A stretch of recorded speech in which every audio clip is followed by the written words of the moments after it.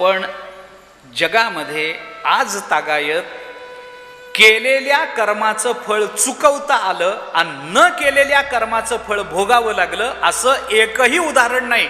याच्यापेक्षा उत्तम आणि निर्दोष सॉफ्टवेअर कुठे मिळणार आहे तुम्हाला सांगा, कर्मयोगाला सोडून.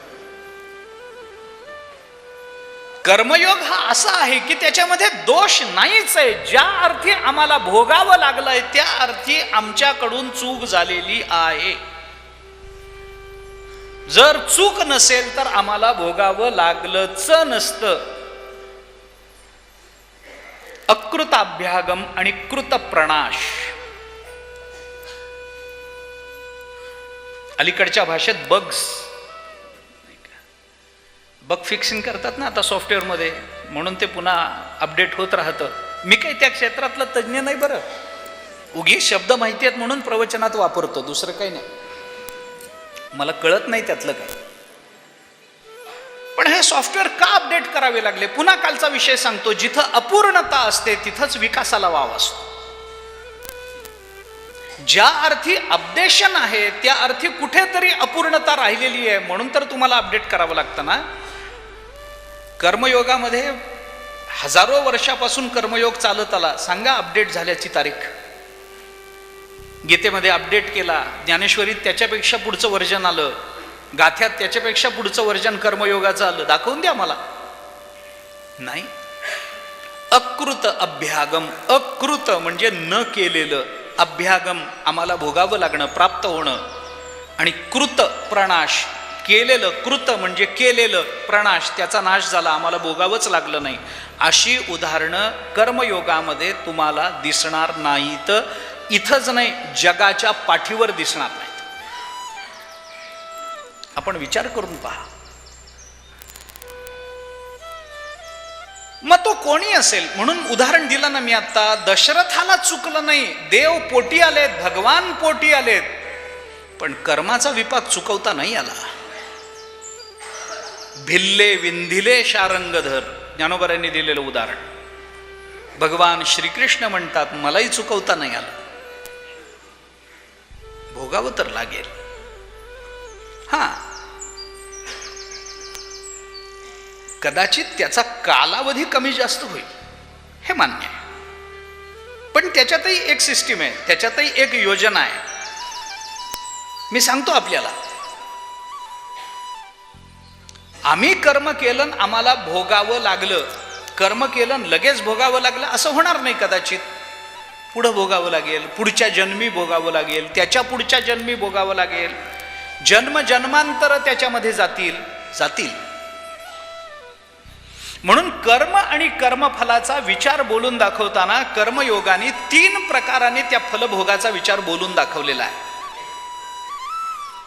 3 पद्धतीनं.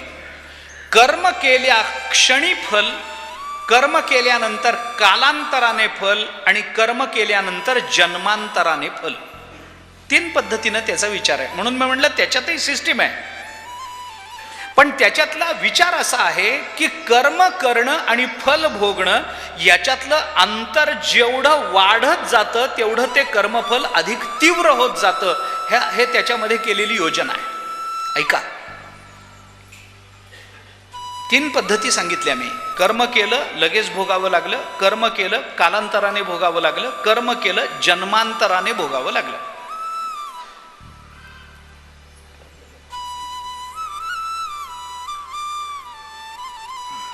ठीक, 3 पद्धतीनं विचार. मी 3ची उदाहरणं देतो आपल्याला. कर्म केलं लगेच भोगावं लागलं, कर्म केलं कालांतराने भोगावं लागलं, कर्म केलं जन्मांतराने भोगावं लागलं. ते कर्म चांगलं वाईट दोन्ही, फक्त वाईटच असं नाही. काय झालंय दुर्दैवाने, प्रारब्ध हा शब्द नकारात्मक भूमिकेतूनच जास्त वापरला जातो. सकारात्मक भूमिकेतून तो फारसा वापरला जात नाही चांगल्या अर्थाने. कारण माणसाच्या जीवनात वाईट घडतं तेव्हाच त्याला प्रारब्ध आठवतं, चांगल्या बाबतीत प्रारब्ध आठवतच नाही. एखाद्या माणसाला दुःख झालं तर तो म्हणतो काय करावं, नशीबच असं आहे. पण जेव्हा लाख रुपये अचानक मिळतात तेव्हा हे म्हणा वाटत नाही, नशीबच असं आहे. हे नाही म्हणा वाटत. कारण चांगल्याच्या बाबतीत आपल्याला प्रारब्धावर आपलं हे ठेवायचं आपल्याला शक्यतो नको असतं. कारण हे एक मानसशास्त्र आहे, याच्यात दोष आहे असं मी म्हणत नाही, पण दोष नाहीच असंही मला म्हणायचं नाही. ह्याच्यात एक मानसशास्त्र आहे, सरळ मानसशास्त्र आहे. कारण चांगल्याचं श्रेय घेण्याची माणसाची जेवढी तयारी असते तेवढी वाईटाचं श्रेय घेण्याची तयारी त्याची नसते. मनुष्य वाईटाच्या जबाबदारीचा विचार करतो आणि चांगल्याच्या श्रेयाचा विचार करत असतो. हे मानसशास्त्र आहे. जेव्हा वाईट काही होतं ना तेव्हा तो ती जबाबदारी कुणावर तरी टाकण्याचा प्रयत्न करतो, आणि जेव्हा काही चांगलं घडतं तेव्हा त्याचं श्रेय घेण्याचा प्रयत्न करत असतो. एखादं काम चांगलं होत तो त्या कामामध्ये जरी नसला ना तरी तो म्हणतो 2 वर्षापूर्वीच मी सांगितलं म्हणून झालंय. आता तो नाही, तो कुठंच नाही त्याच्यात, पण तरी तो 2 वर्षापूर्वी सांगितल्याचं संपूर्ण कामाचं श्रेय स्वतःकडे घेतो. असं होतं. घरामध्ये लग्न उत्तम होऊ द्या, श्रेय घेणारे पुष्कळ पुढे येतात. मी केलं म्हणून, मी सांगितलं म्हणून, मी असं केलं, मी तसं केलं, हे घ्यायला सगळेच तयार असतात. पण एखादा कार्यक्रम फसू द्या, एखाद्या कार्यामध्ये अपयश येऊ द्या, तो म्हणतो नाही हो झालंच असतं बरोबर, पण हेच ना यांच्यामुळे बिघडलं सगळं. लगेच जबाबदारी टाकून मोकळा होतो. आहे, स्वभाव आहे, त्याला इलाज नाही. मी त्याची चर्चाही करणार नाही आता. पण मी एवढ्या करता बोलतो की काम आपण कर्म केलं लगेच फल मिळतं, काही वेळेला कालांतराने मिळतं आणि काही वेळेला जन्मांतराने मिळतं. पण याची व्यवस्था अशी आहे की कर्म केलं आणि त्याचं फल मिळालं, याच्यातलं अंतर जेवढं जास्त वाढत जातं तेवढं ते कर्मफल अधिकाधिक तीव्र होत जातं, व्यापक होत जातं, वाढत जातं. मग ते चांगलं असो अथवा वाईट असो, मी दोन्ही बोललोय. मी दोन्हीची उदाहरणं सांगेन आपल्याला.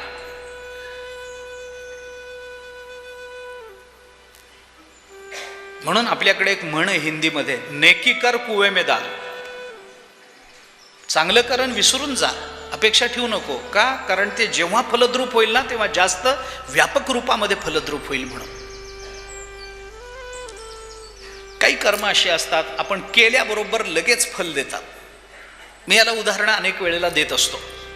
उदाहरणं देतो मी आपल्याला. काही कर्म लगेच फल देतात.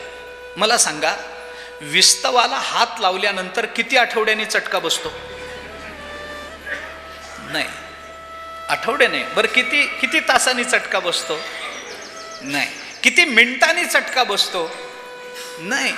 आपण विस्तवाला स्पर्श करण्याचं कर्म केलं त्याच क्षणी चटका बसण्याचं फल आपल्याला आहे. विचार नाही मध्ये. एक समयावच्छेदान असं आपण म्हणतो त्याला. त्याच वेळेला ते फल मिळून जातं आणि ते फल मिळतं, लगेच मिळतं, म्हणून त्या फलाची तीव्रता नसते. तुम्हाला तीव्रता बघायची असेल तर विस्तवावर जास्त वेळ हात ठेवा, तीव्रता मिळेल, प्रश्न नाही त्याचा. कर्म केलं लगेच फल मिळालं. काही वेळेला आपण कर्म करतो त्याचं कालांतराने फल मिळतं. आमच्याकडून तारुण्यामध्ये, बाल्यावस्थेमध्ये एखादं चांगलं कर्म झालेलं असतं, आम्हाला म्हातारपणामध्ये त्याचं फल मिळत राहतं. मग ते फल तीव्र होतं, कारण मध्ये काही वर्षाचा कालावधी गेलाय, काही दशकाचा कालावधी गेलाय. बँकेमध्ये आपण FD ठेवतो आणि विसरून जातो, म्हातारपणी काढतो. जास्त मिळतं का तेवढंच मिळतं? कसं आहे पाटील साहेब? जास्त मिळतं की नाही? जास्त मिळतं. का मिळतं? कारण काल वाढला म्हणून. म्हणून आपल्याला जी रक्कम आहे ती कशावर ठरते? कालावधी किती याच्यावरच रक्कम किती वाढते हे ठरतं ना. कोण ठेवतं याच्यावर ठरत नाही, किती ठेवतं याच्यावर ठरत नाही. कालावधी, किती कालावधी करता ते ठेवलं गेलं याच्यावरच त्याच्यावर त्याचं व्याज आपल्याला मिळत जातं. तीव्र झालं ना कर्मफल, आम्हाला तीव्र झालं. जेव्हा आम्ही ते काढू तेव्हा आम्हाला जास्त मिळतील, दुप्पट मिळतील, चौपट मिळतील. कालावधी कसा असेल तसा. आणि काही कर्म अशी असतात की ती केल्यानंतर जन्मांतराने त्याचं फल मिळतं.